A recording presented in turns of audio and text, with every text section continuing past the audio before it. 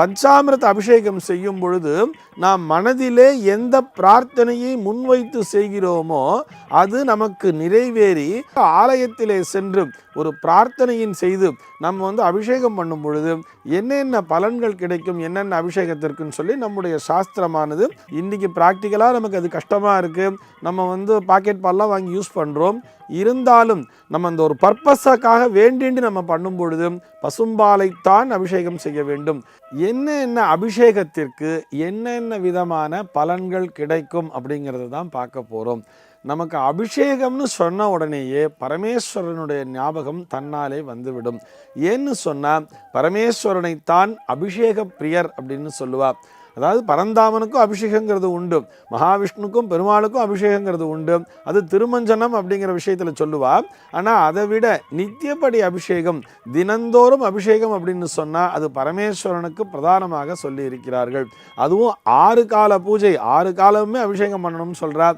நம்ம வீட்டில் நம்மளால் 6 காலம் பண்ண முடியலனா கூட நித்தியம் ஒரு வேளையாச்சும் பரமேஸ்வரனுக்கு கண்டிப்பாக அபிஷேகம் செய்து விட வேண்டும். அதாவது சிவலிங்கம் வச்சு பூஜை பண்ணுறா இல்லையா, பானலிங்கம்னு சொல்லுவா. சிவனே வச்சுருப்பா, நிறைய பேர் ஸ்பட்டிகலிங்கம் வச்சுருப்பா.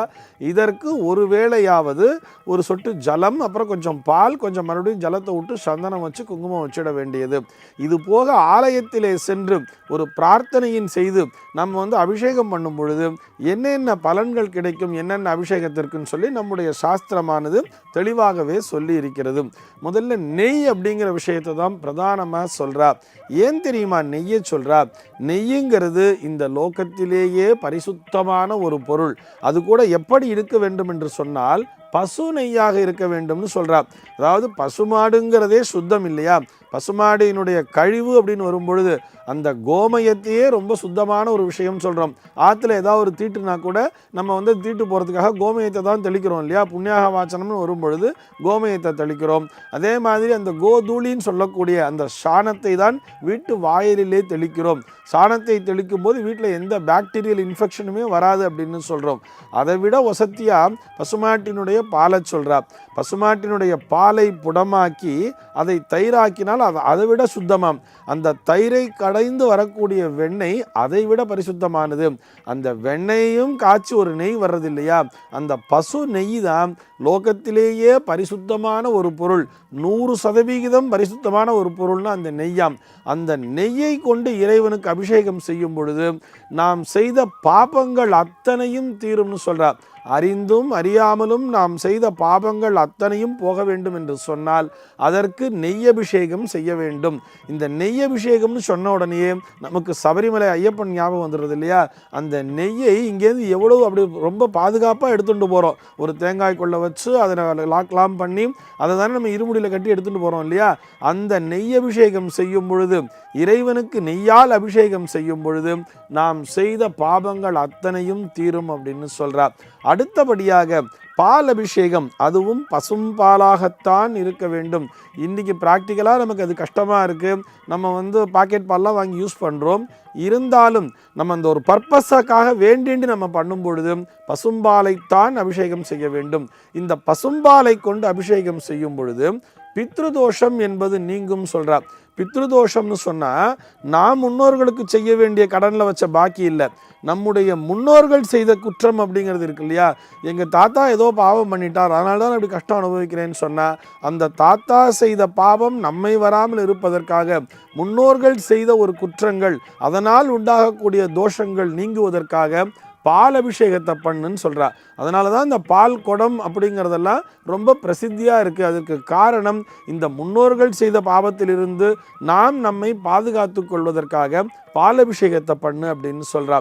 தயிர் அப்படிங்கிற ஒரு விஷயம் இருக்கு இல்லையா, இந்த தயிர் அபிஷேகம் பண்ணும் பொழுது விஷ்ணுலோக பிராப்தி அப்படிங்கிறது கிடைக்கும்னு சொல்கிறார். மகாவிஷ்ணுவினுடைய அந்த லோகத்தினை சென்றடைவதற்கு, அதாவது நாம் இறந்த பிற்பாடு நாம் அந்த விஷ்ணு லோகத்திலே மகாவிஷ்ணுவினுடைய சிந்தனையோடு வாழ்வதற்காக தயிர் அபிஷேகம் செய்தால் அந்த பிராப்தி கிடைக்கும் அப்படின்னு சொல்கிறார்.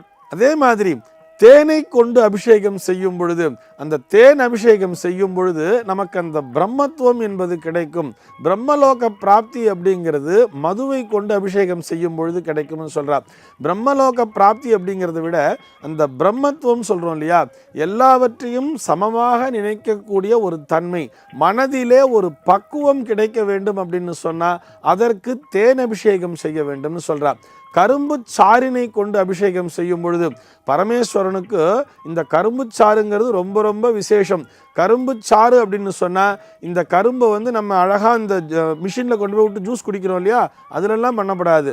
நம்ம கரும்பை வாங்கி அதனை நறுக்கி நம்ம ஆற்றுல அதை நல்லா பொடி பண்ணி அதிலிருந்து ஜூஸை பிழிஞ்சு பரிசுத்தமாக கொண்டு போய் தரணும்.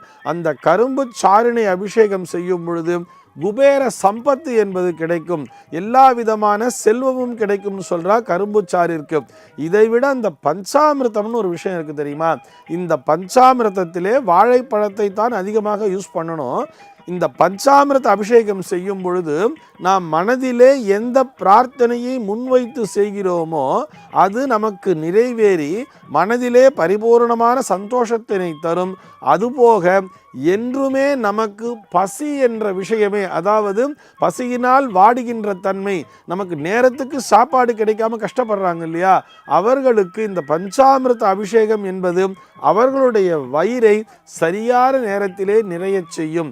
இதுல முக்கியமா இன்னொரு அபிஷேகம் அப்படிங்கிறது இருக்கு, புஷ்பாபிஷேகம் அப்படிங்கிற ஒரு விஷயம் இருக்கு. இந்த புஷ்பாபிஷேகம் யார் தெரியுமா பண்ணணும்? தலைமை பதவி வேணும்னு ஆசைப்படுறா பாருங்க.